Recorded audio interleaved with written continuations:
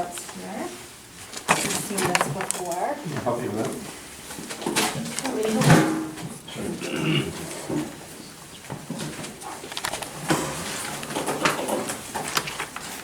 So I want to thank Dan for inviting me back again. The work that Dan does is very inspiring. And his wife. And I really appreciate the opportunity to be part of it.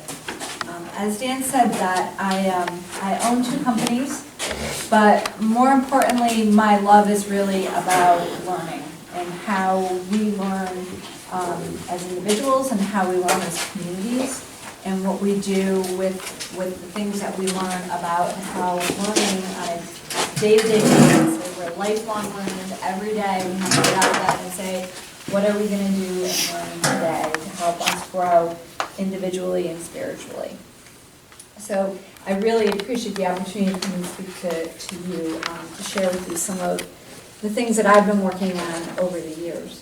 So before we get started, if we could just do a quick introduction, and if you could just tell me your name and why you're here. We'll go on. Start. My name is Elsa Lopez. I'm here. She invited me here. Yeah, to learn about work and learn. I want to do that. Yes, I want to learn. Okay, great. Thank you. Hi, I'm Jennifer, and I would say that I'm here to work and learn as well. I'm Holly Dyer, wife of Dan, and I listened well.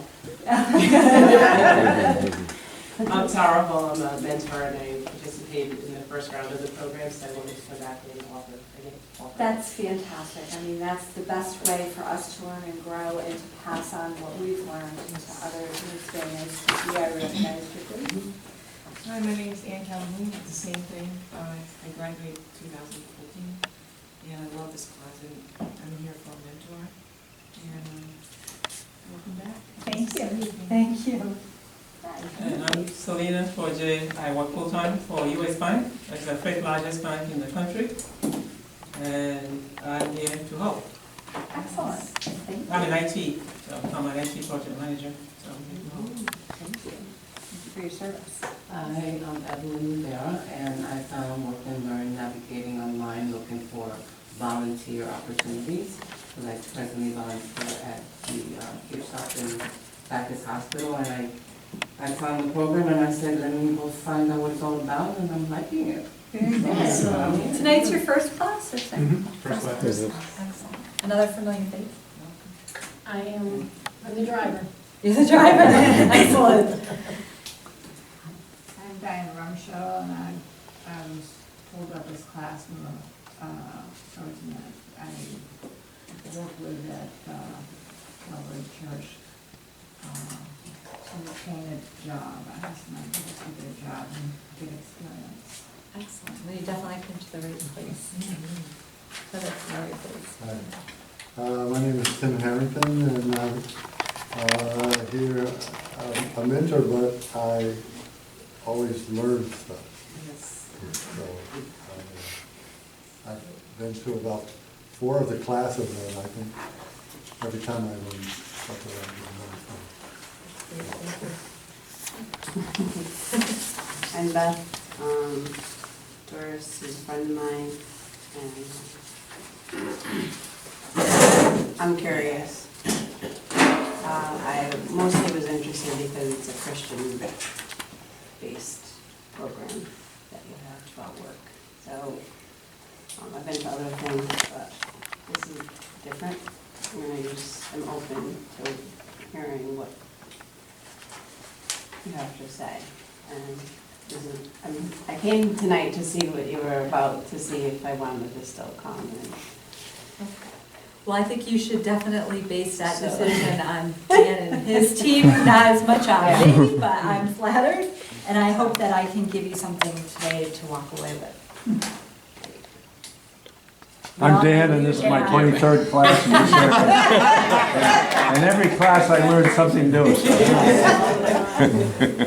we have the cameraman? Yes, I'm Andy Jones. I've worked with Dan on some other projects, so I'm here helping to film, but also learning more about Work&Learn. I currently go to church with Hans and Robert, the same church, so I heard they're involved and heard really good things about the program. So learning and helping. That's fantastic.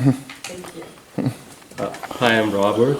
I attended the course 21 here, Okay. and then, God really touched some part of my life, and I learned a lot, despite being in HR, 15 years of experience, a Christian, practicing Christian, but then when I took the course and had the discussions and listened to what was told, I really liked it, and then now I'm a part of the board, and I'm here to help as a mentor. That's fantastic. I'm sure you can take a lot of this to your work in HR as well. Right. Great.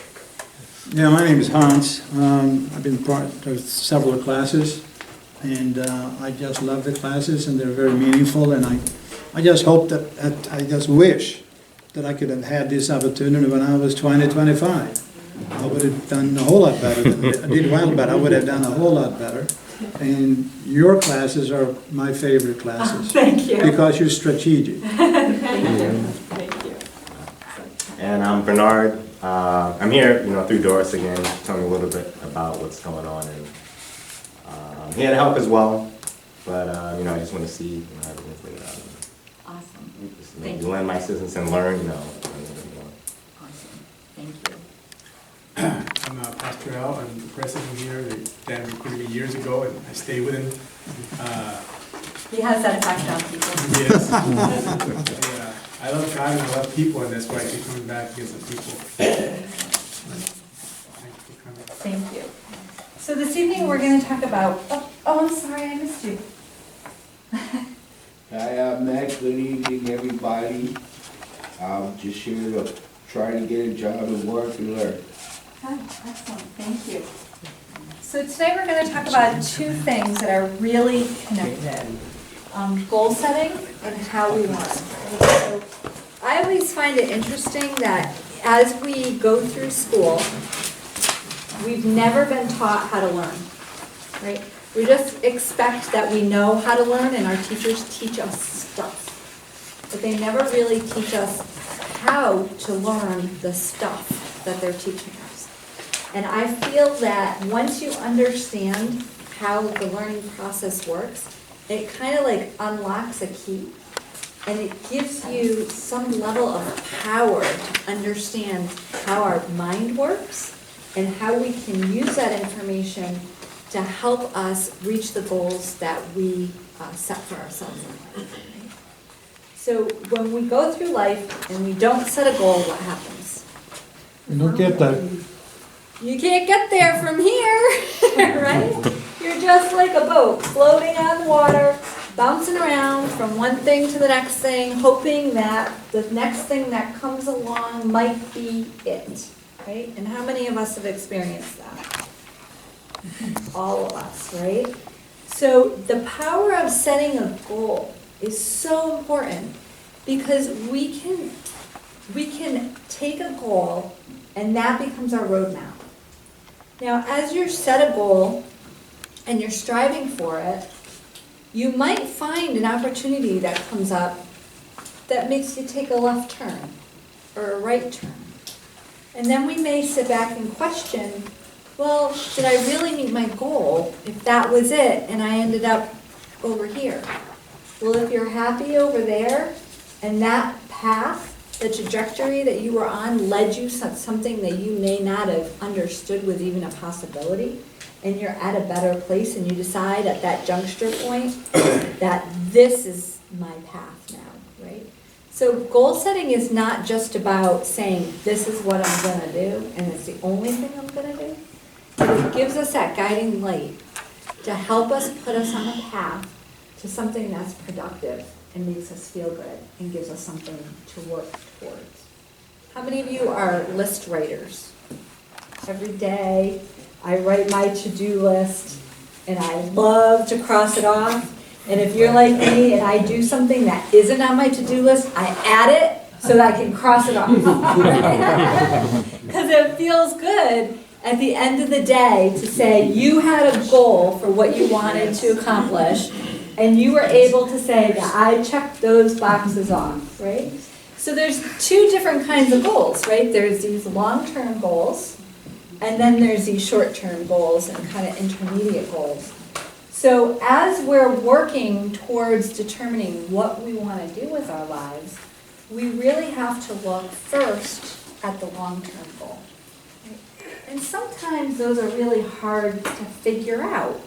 I know I didn't know what I wanted to be when I grew up until I was like 36, right? So you're just kind of, doing a job that you think is interesting to you, and then you maybe find another job that's interesting to you, and then I had kids, so that was more interesting than working, right? But through all of that, and I was trying to really think about, what I wanted to do next. And I sat back and thought about what are all my experiences and what did they all have in common that made me enjoy the work that I did.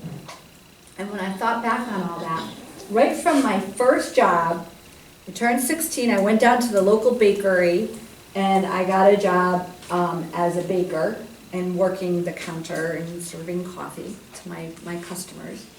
And before I knew it, I had the keys to the bakery at 16 years old. I was opening up on Saturday and Sunday mornings at 4:30 in the morning. And for a teenager who would rather be out with their friends on Friday and Saturday night, I was Saturday night the one falling asleep in the corner at 8 o'clock at night. And my friends going, it's time to go home so you can get up and go to work in the morning. But I always ended up training or teaching the new people that started. So every job from then on, that's really what I always did. I worked at the bakery, I worked at the camera studio, I worked at Walmart, at the first Walmart store that opened in Connecticut as a store manager, and I worked at Mohegan Sun when they first opened, actually pre-employment opening, and I helped them hire the first 3,000 people and train them. So it's always, kind of taking your experience and looking back and saying, what's fulfilling to you in that? And all those things were kind of disconnected in a lot of ways, but it was always getting to work with the people and training those people to do something they didn't know how to do, that I realized that was really my calling and my passion, was to help other people learn and grow into their passions. So I bet if all of you look back at your own experiences and try to find the common threads of the things that made you happy in those experiences, those are the things that will kind of help you unravel what your goals may be in the future. And you're here, right? It's a work and learn program. So part of the reason why you're here is to figure out what you want to do for work moving forward that is fulfilling to you, gives you personal satisfaction, and also supports your family and yourself in a productive way that makes you feel comfortable. Right? And what that is different for each one of us. So we have to figure out kind of what that is. And so in goal setting, and I gave you all a handout, so I ad-lib a lot through here, but there's some really good things. When we goal set, we want to think about things that are meaningful for us. What gives us meaning in life? What makes us want to get up every morning and start our day and end our day feeling good about what we did? Right? And we always want to set goals for ourselves that are positive. It's really easy in life to be negative, right? To look at the things that are hard or difficult or challenging or obstacles that we need to overcome. So instead of looking at things in a negative way, if we can try to set goals for ourselves that are positive, right? So we want to set long-term goals and then intermediary goals. And we want to make sure that the goals that we set for ourselves are obtainable, right? So I was teaching a program in Washington, D.C. with a group of youth and I would ask them, you know, what are your goals? And this one young man stands out to me, and he said, well, I want to be a clothing designer and own my own company. A clothing designer and own his own company. For a young man who didn't have any experience and never even worked in a retail store before. So that's a pretty lofty goal to have. It's a very difficult industry to break into, and very few do that. Now, does that mean that he could never get there? No, you can always get where you want to go, but you have to be willing to put in the time and the effort to get there, right? So if you say that that's your goal, or my goal is to be a veterinarian or a lawyer or a doctor, we can do those things, but we've got to break them down into smaller things, and we have to be willing to go through 12 years of schooling if you want to be a veterinarian. But maybe you want to start off with being a vet tech, right? So your goal is, I want to be a veterinarian, or I want to be a clothing designer, or I want to do these big goals. But you want to set up things that are achievable so that you can meet those goals and don't get discouraged. Because how many of us have set a goal and not met it? You want to share it too? Great to share with? Well, I wanted to be a nurse, and I had children. Well, my goal originally was to become a designer in clothing, because I started making my own labels. So I still like that idea, but I like the medical field, so it's just like a toss-up which one I'm going to do. Sure. I haven't really decided. I had decided, but yet not completely got any training for anything. Right, exactly. So that's part of the goal-setting process, is to look at what would be the path that you would need to take to be successful in either of those areas, and what are the opportunities that you have. And sometimes when you're in a toss-up between two things, that could be a help to determine which way you may want to go. It's easier to find training in the medical field than it is to find training in the clothing field. But there's also so many cool, small boutique stores that you could do things as a hobby on the side as you're working, doing something else that would be more sustainable for bringing in money that we need to live off of.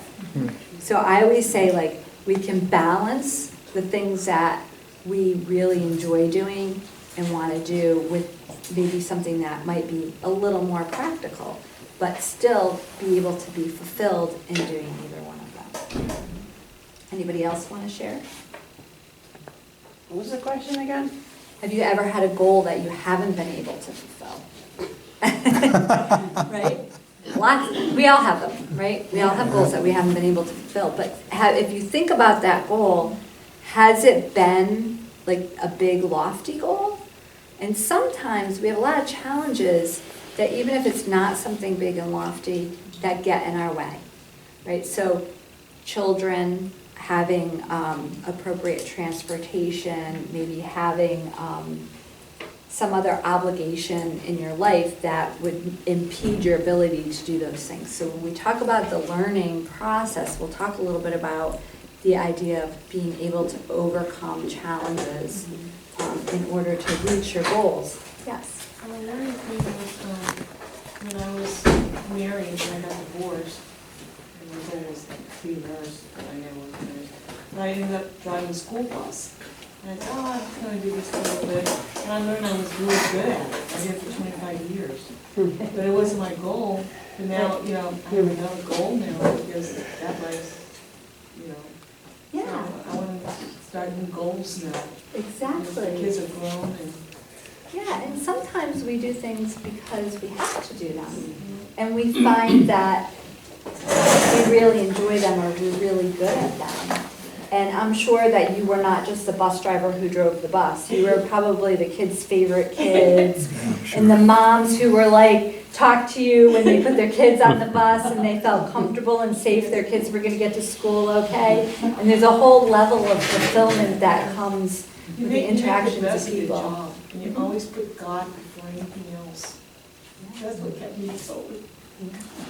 Amen. Yeah, well, thank you for that. So when we're making goals, we wanna make what we call SMART goals.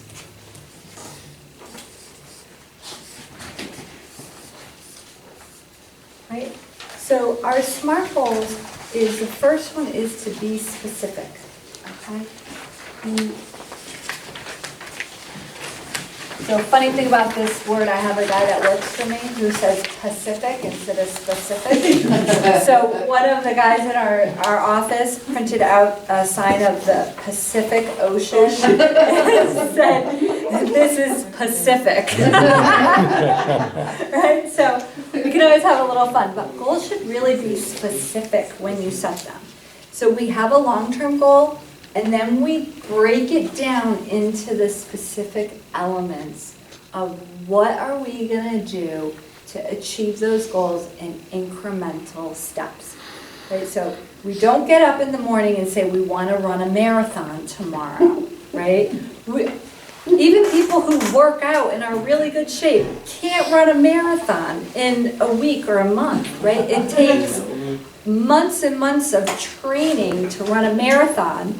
So we might get out of bed and say, you know what, I want to run a marathon next year. In order to do that, I think I better get up and stretch today. At least that, right? At least that, right? And then you're going to run a mile, and then you're going to run 2 miles, and then you're going to do some work about, you know, what kind of nutrition do I need to support my energy level so that I can run 5 miles, and then you might want to run a 5K, right? So we want to set a good goal for ourselves, but we want to break it down and we want it to be measurable.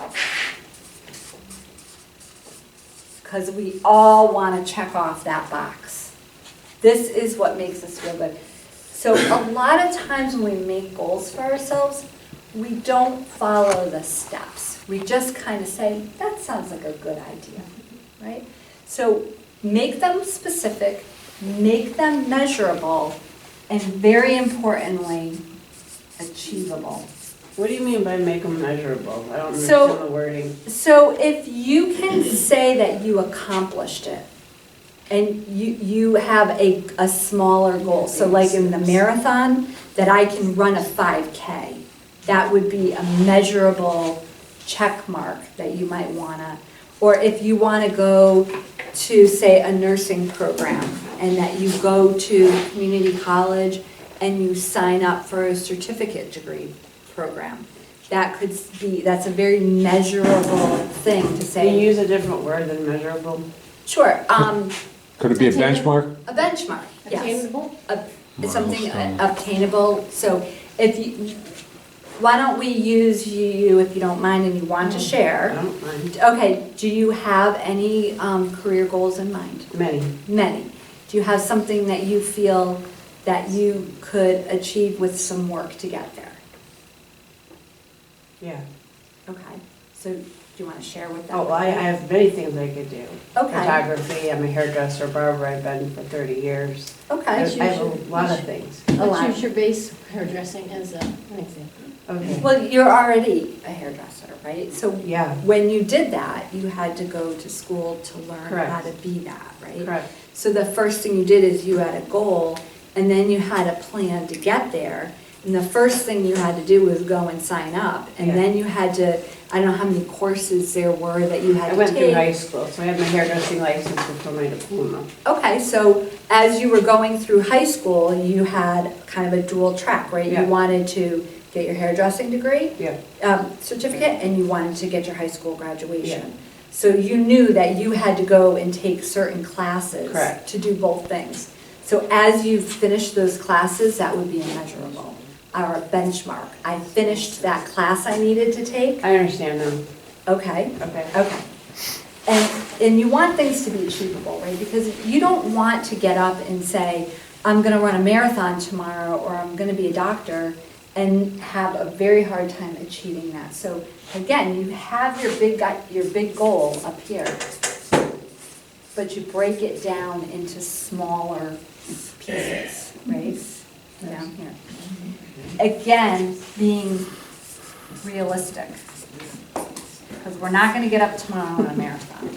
But we could get up tomorrow and walk a mile, right? We could get up and do a lot of things that would prepare us to do that, right? And that's realistic. So your big goal up here has to be supported by these things down here.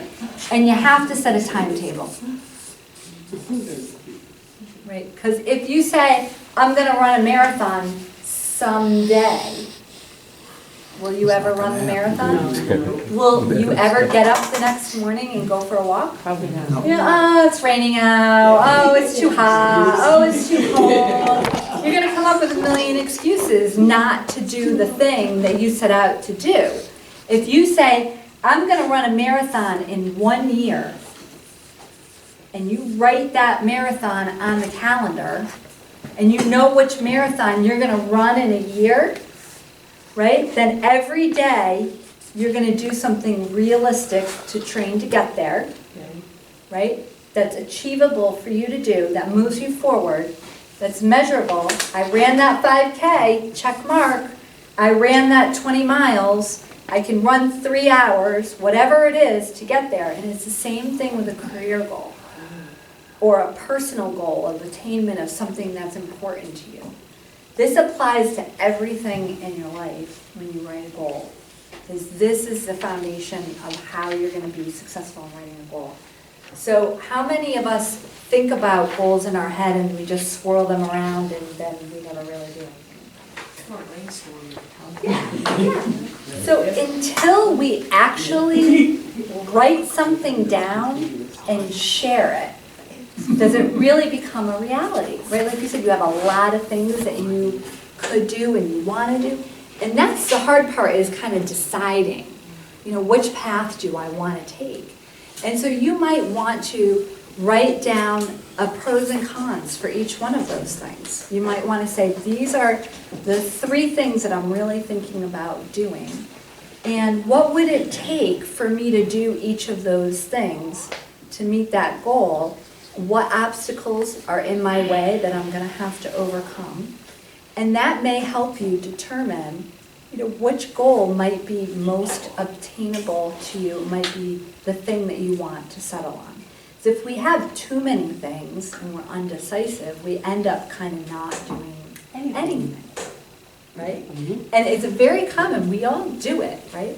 But, and who likes to write stuff down? Does anybody here like journal or write things down? Some do, some don't, right? Yeah, but journaling and writing things down changes the way our brain processes that information. It makes it concrete, right? In a way that have any of you ever gone to the grocery store, wrote a list out and left it at home? Yeah. But then you remember everything pretty much that's on the list?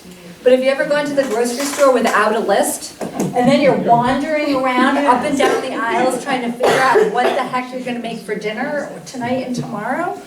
Right? So our brain actually functions in a way that when we write something down, it becomes concrete in our neural pathways in our brain, and we remember them. So that's why you can write a list, forget it, and pretty much get everything on the list. It depends how long your list is. You might forget a few things, right? But that's why we need to really make a commitment to write it down. And what's another way we can really make a commitment to our goals that would help us a lot? Accountability. Yeah, and where do we get accountability? Friends, pastors. Yeah, exactly. We share our goals. We share our goals. That's one of the main purposes of this group, right? Is so that we're sharing our goals with each other. We're working together to support each other, and we're learning some good solid skills along the way to help us obtain those goals that we have, right? So super important on the goal setting. I'm just going to make sure I didn't miss anything in my notes. And like I said, all this is written down for action plans, right? And then stick with it, right? So reward yourself when you are able to check off something.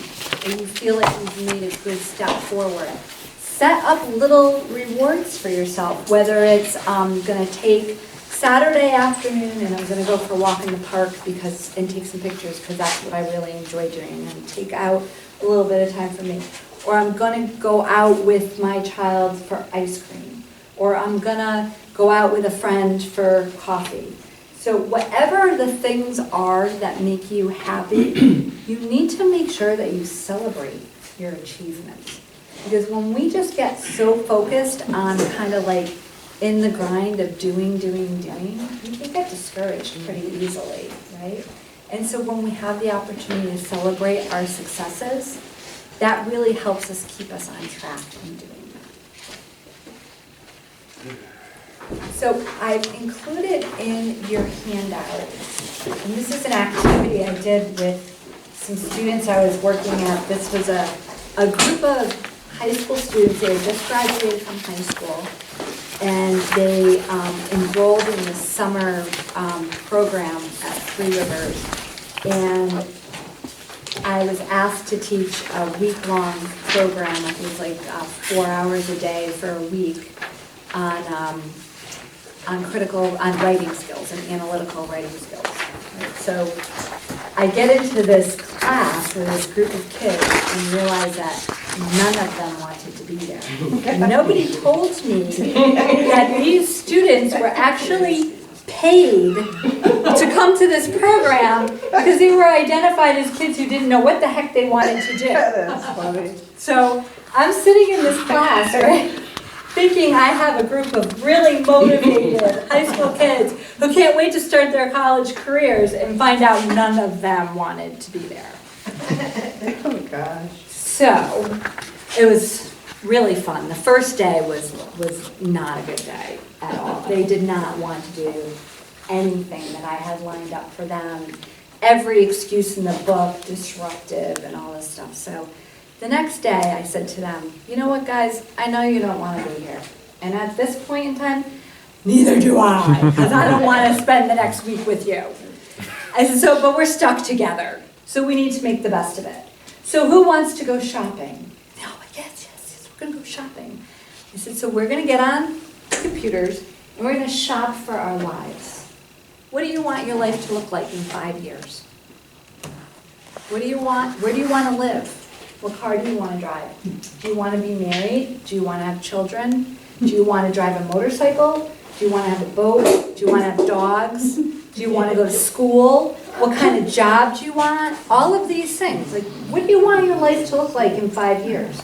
So they went on Zillow and they went shopping for houses and they went and shopping for cars and they did all this stuff, and I had them write down how much it cost. How much is that house worth that you want?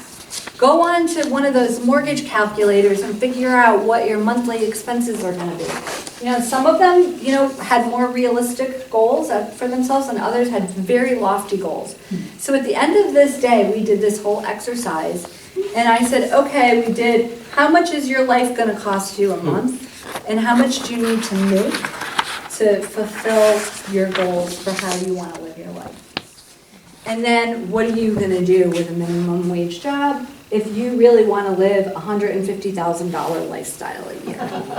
I tell you, I had the rest of their attention for the other 3 days. And they were very happy to learn about critical thinking and problem solving and how to write. So it was a really sobering activity for them, and it would be for you as well, is to just really stop and think about, and these were kids, you're all adults, so it's a little bit different because you have a life that you've lived. But you also have a goal of where you want to be and what you want your life to be like. And we're never too old to make changes and make our dreams and wishes come true, right? And especially when we have faith and we have the support of a group like this that can help you get to where you want to go. So I added a little template in here, so if you all decide that you want to do a little bit of goal setting and shopping for your life, it will help you. And putting together a budget, I know that's another thing that a lot of schools don't teach is how do you have a budget? How do you figure out, what you need to do the things that you have to do and to support yourself? So I know that Dan will be working with you guys on your goals and throughout the program, and so that might be something that you all can have a conversation about on another time. Okay, any questions about goal setting?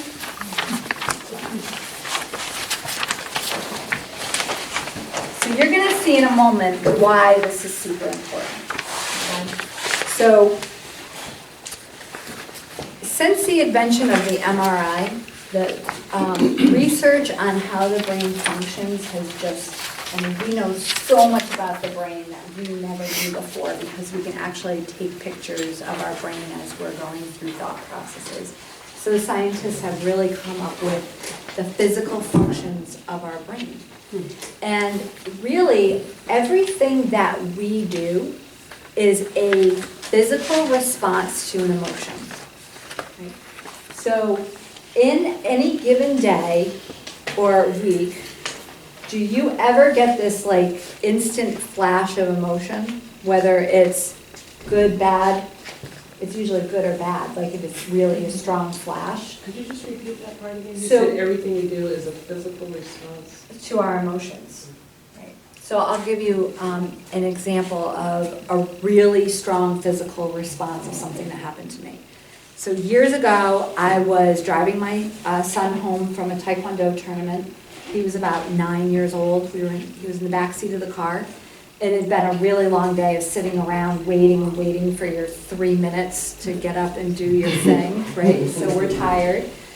And I was in an unfamiliar part of the state. I was in New Britain area, and I was getting onto 84 in the New Britain area, which is someplace that I don't normally go.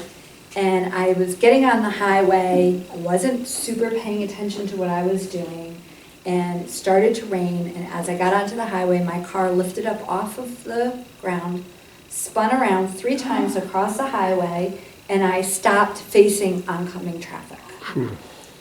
So I could still 84 like... is busy too, that's a busy highway. Yes, it's a very busy highway. I can feel the hair on my arms standing up just talking about it, right? So I just like, in a flash, stepped on the gas, turned the car around, pulled off to the side of the road, and I just started crying. I remember my son in the back seat screaming, "No, no, no," and I remember thinking, my life is never, ever going to be the same, right? So in a flash, like when they say like your life flashes before you, it does. So I pulled off the road and I looked around me, and there was cars all over the median in between the highways, and not one accident happened. So talk about God being with you in the car. I felt him that day, and I felt my grandfather in that car with his, hands on the wheel, making sure that we were all going to be okay. And what happens then, right, is this really strong emotion, and it's a physical reaction. Okay, so in your brain, you've probably seen lots of pictures of all these neurons in your brain. Your brain is made up of what we call these like synapses. So this would be like one neuron in your brain. And when you have a very strong emotional reaction, as I did, your body releases all kinds of chemicals that just cement these two things together. Not just two, but like millions of things in your brain go off at the same time, right? So it makes a connection. Now, your brain, like I said, is made up of millions of these kind of connections all over the place. And they're called neural networks. So every time something happens that's a strong emotional response, it makes these connections. So now, every time I would get in a car and it would start to rain, I was spinning across the highway. Like instantly, that feeling that I had and all those emotions that came with it would come flooding back every time it would rain, right? Can all of you kind of think in your own mind of a situation that happened to you that had a really strong emotional response like that really like set in stone, like when something triggered that, like the rain did for me, those feelings come back? This can happen with both a positive or a negative experience. Okay, so you could have had, you could have accomplished something that you'd been working for a really long time, and you're standing up there and you're getting your degree, or you earned that job, or you met that goal, or you were with a family member that some milestone happened that you were so proud of. All of those things create really strong emotional responses that kind of cement this stuff in place. So when something small, a small trigger happens, it charges off all of these things, okay? So another just simple example.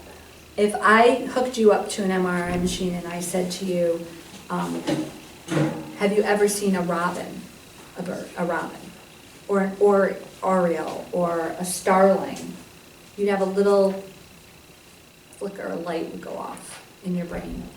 And if I said to you, ostrich, it might kind of flicker a little bit, or penguin, flicker a little bit. But if I said the word bird, all of them would shoot off at the same time. So when we associate something bigger, right, all of the things that we've ever known about birds in your mind, even if you're not consciously thinking of them, would go off in your brain in an MRI. It connects, that one word bird connects everything that you've experienced about birds or seen or whatever. So it happens either in a strong emotional response, or it happens over time with little trickles. So if I had, a smaller experience, so just like going to school, right? We all went to school for all of our careers, right? And every day we get up and we go to school, and we have a little bit of trigger, and then we go to school, and we go to school, and go to school, and then before you know it, what we associate with school is very strong, right? So some of us really enjoyed school, and some of us might not have enjoyed it all that much. Right? But whenever you go into a setting that seems like school, don't we feel like we're sitting in school again? Yes, I'm sorry. I hated school. Right. And I did too. I hated everything school. about it, except for gym and art. Yeah. Yeah. So when you come into a situation like this and it's kind of a class, Yeah. don't you have like this? I have an aversion already. Okay. I feel defensive already, just sitting here. Yes. I totally confess that. Okay, that's problems. So this actually happened to me at work just a couple weeks ago. So I am working with my team on improving the way they communicate to each other. Okay. And in order to do that, I had them fill out what's called a Kolb's learning style, which is a simple, like 12 questions. Just pick one that best describes you and you're done. Not a big deal at all. There's no right or wrong answers. It just gives you a little bit of information about your way that you process information and use information. So I had one of the women in my office, I can't do that. I don't want to do that. I hate doing that. I hate taking tests. Don't make me do it. Please don't make me do it. Am I going to get fired if I get the wrong answer? Like, she was like over the top of this thing. And I'm like, Emily, it's really not a big deal. It's just going to give you a little bit of insight into how you process information and how other people on our team process information. So in that situation, I had her who gives like yes, no answers, and another person that she has to communicate regularly who writes a book. And they hate each other, right? They hate each other. But once we filled this out, and they realize that it's only the way they process information and communicate that information out, that they could actually have a conversation about it, and then be able to, with awareness, be able to communicate with that person in a more effective match, right? So it's a mindful thing. So we do this whole thing, and I talk to her about the learning process, and in the end she goes, and I showed her all this, she goes, you know why I hate tests? 2 of my older brothers were geniuses. And I was in all the classes with their teachers after that. Oh, boy. And every teacher thought I was a failure because I wasn't my brother. And I hated to take tests. Right? What a powerful understanding to be able to articulate something like that, that really has held her back in a lot of ways about learning more about herself or learning more about other things, right? And once I explained to her all this, she's like, I feel better, like I don't need to carry that with me anymore because I now know it's something that is hardwired into my brain and I can think about it differently. So the interesting thing about this is you can change the way you feel about things. When you consciously understand that you have control over how you feel. So for me, every time I'd get in the car and it would rain, I would literally want to pull over and just stop driving. The anxiety was so high. That's not realistic, especially when you got kids, you got to tow all around. So I would say to myself in the car, like, how many times have I driven in the car in the rain and been fine? Like hundreds, maybe 1,000, I don't know. And so I would have to literally consciously talk myself out of that feeling every time I got in the car and it would rain. And over a period of time, I created new networks, right? Our brain is very flexible. And I created new networks that said, you better pay attention because remember when, but that's probably never going to happen to you again. So now when I get in the car, sometimes when it rains, I don't even think about it, right? Because it happened 15, 18 years ago, right? But it took me probably 5 years or so or more to get over it, right? So because it was this little trickle, it rained and I'm okay. It rained and I'm okay, right? Over and over again. So this now becomes a powerful connection and this kind of fades away a little bit, okay? But we have the power to do that and to create those networks. So when you come into a classroom like this, you bring all of the things you hated about school. And you filter like looking like a pair of clear sunglasses of everything you hear and see and experience through that filter of your past experience of what made you hate school. Okay? But you have the power to change that by telling yourself, this situation is not that. And I'm going to look at it differently, and I'm going to take all of that past emotion and experience, and I'm going to put it on a shelf, and I'm going to say, that was then, and this is now, and here's my goal, and I'm working towards that goal, and that's what I'm going to pay attention to. So I have 15 more minutes? Kind of a good 10. 10, okay. Yeah. So I'm going to run through this with you really quickly. And there's a chart on your page here like this, and this is much prettier than my book. So there's a couple concepts I want you to understand. This will link everything together. The first concept is self-regulation. What does that mean? That means that I have the ability to plan, monitor, and evaluate my behavior and my thoughts, right?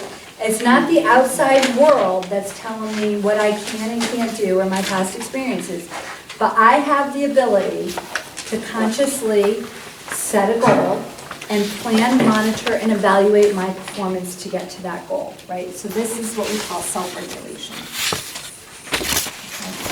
Okay. And then my favorite word, nobody ever says this in real life, is metacognition.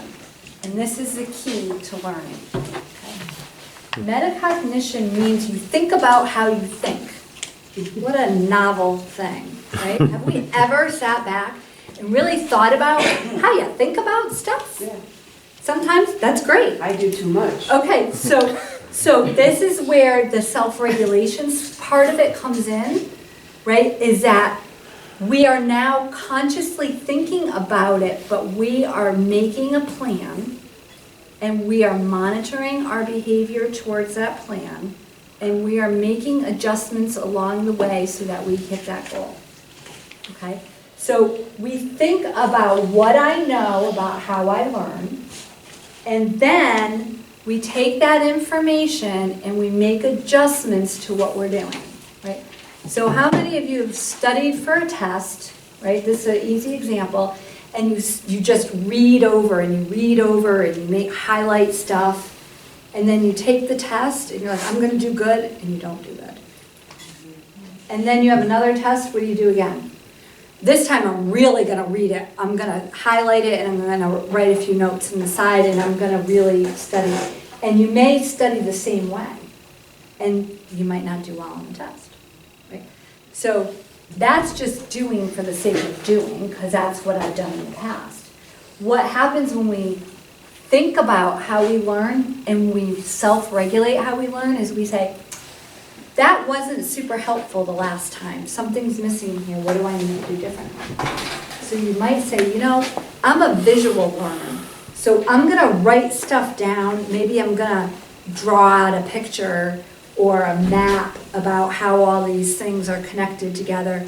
And maybe I'm also somebody who likes to talk to other people about it. So I'm going to find a study partner and we're going to sit down and go over this together and share ideas, and we're going to see what we can do differently, and then you take another test and you get a better grade, right? Because you did something different. Sports is another really good analogy here, right? Is when we're trying to like play basketball and hit a free throw shot. We can throw the ball 100 times and miss 100 times, or we can throw the ball with what we call deliberate practice and self-regulation, and we can pay attention to how we're standing at the line, how we're holding the ball, how we're bending our knees, how we're releasing the ball, and see what happens. And we go, oh, well that went a little to the left, so this time I'm gonna go a little bit this way. Oh, that went in the goal. I'm gonna try that again. And maybe if I do this a little bit different, I can do it over and over again. That's thinking about what we're doing and making adjustments as to how we're going about doing it. You see the difference? Okay? Can you say that again? So when we're trying to learn something new, we have to think about what we're doing to learn it, and maybe we have to try different strategies. Maybe the way we've always done it doesn't always work. So we're working deliberately to try to do something different and see what the outcome is. Okay. Okay? And that's part of this plan, monitor, and evaluate. But we have all of this past experience that clouds our judgment and clouds our way that we view things. Like I said, that perception of hating things because we hated school, right? So we have to identify what this is, and we have to say, I get it, but this isn't that, and I'm going to do something different. And that's where your motivation comes in, right? Are you motivated to do something? Because if we have to do something for the sake of doing it, because somebody told us to do it or we have to do it, are we highly motivated? We don't want to do it. So what do we need to do to make sure that we're motivated? Right, we need to set a goal for ourselves. And this is where that goal setting is so important, because there's a gap here. We have our goal, and we have our current performance. This is where we are now. This is what we know about that. And in here, there's a gap of knowledge. And this is where the learning takes place. We want to fill the gap so that we meet our goal. Can we always do this alone?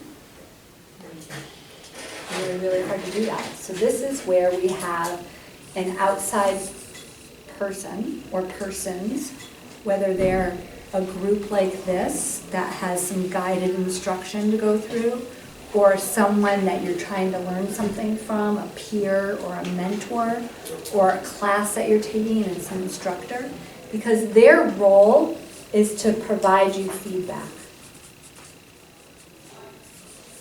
Your feedback informs this performance, right? So when you were in school, you got a test result back that was supposed to inform performance. Really didn't, did it? It just told you whether you were good or not, right? I remember working on a paper, thinking I had to write this like creative paper in English class, thinking I wrote this great paper and I got a D on it. And I remember like being devastated because the teacher never gave me feedback about why she gave me a D. You know, it was a D with some little thing scrawled across the top of the page and didn't make any sense to me. So feedback is important, and it's important to understand what feedback is helpful to you. So as you start really understanding this process, you will be able to say to people, and I do this all the time, I'm doing a presentation on Thursday, and I sent my presentation out to people, a couple people, and I said, I would like your feedback on these 3 specific things. This is what I'm looking for, right? Because I need to know if I met the needs of the group that I'm making the presentation to. Because if I didn't, then I need to go back and make adjustments so that it's meaningful to the group, right? But I didn't say, you know, what do you think? Because the person that I asked that to may not have any idea what I'm looking for, and they might just say, looks good to me.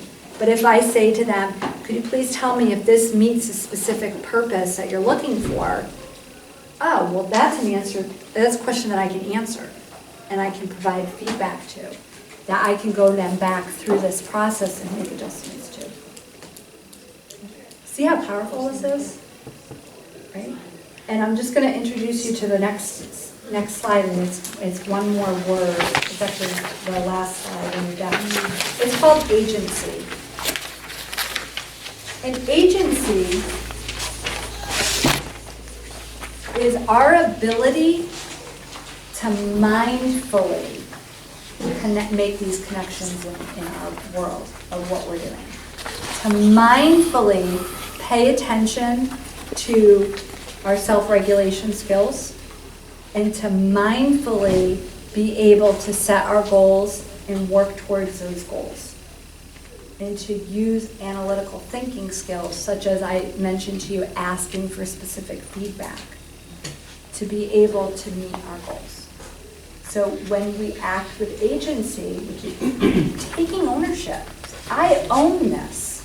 I own my goal, I own my behavior, I own my past experiences, and I've made a conscious decision and choice to meet this goal. And these are the things I'm going to do to get there. And when it gets hard, I'm going to ask for help. Because there's nothing wrong with asking for help. Especially if you know what that help is. I need help with transportation getting here. If I didn't have a transportation, I couldn't come, right? That's help. I need help with childcare, somebody to take care of my child at home so that I can be here, right? I need help understanding this concept, or I need help filling out this application. Help seeking is a very big component of self-regulation to understand what you need and feedback. Any comments or questions? I think I always run out of time. Sorry, Dan. Very good. Thank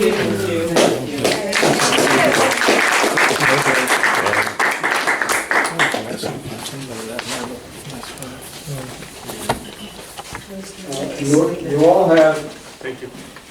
At each table, there's one of these sheets. I want somebody to pick it up.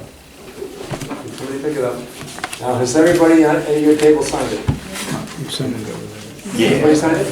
Okay, great. Every table? Yeah. Okay, we need that. And then you have the profile sheet. And if you have it done tonight, I'll take it right now. Or you can leave it on the table as you go out. Okay. But make sure you bring that profile completed for the next class.